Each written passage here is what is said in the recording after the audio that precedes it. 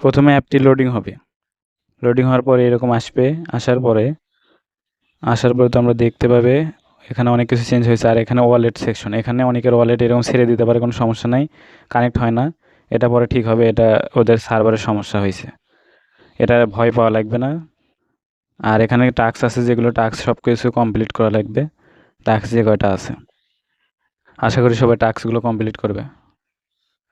কিছু করা লাগবে না, শুধু ক্লিক করে ব্যাক মারলেই হবে, ব্যাক বাটন চাপ দিলে হবে, কোথাও গিয়ে ফলো বা ইয়ে করতে হবে না, অটোমেটিক হয়ে যাবে।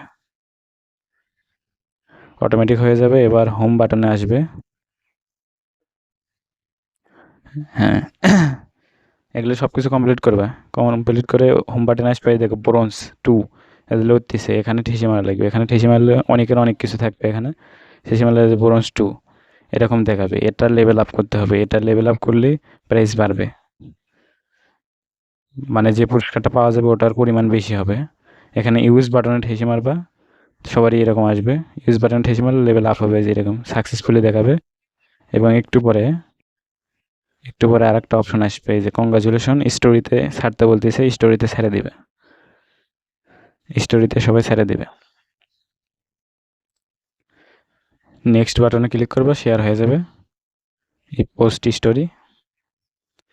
শেয়ার করে ব্যাকে আসবা, ব্যাকে এসে এখানে আরও কিছু দেখার আছে, দেখো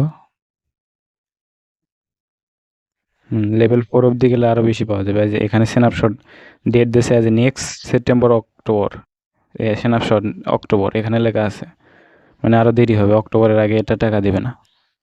সবাই কাজ করো ঠিকভাবে, এখানে যে একটি কাজ আছে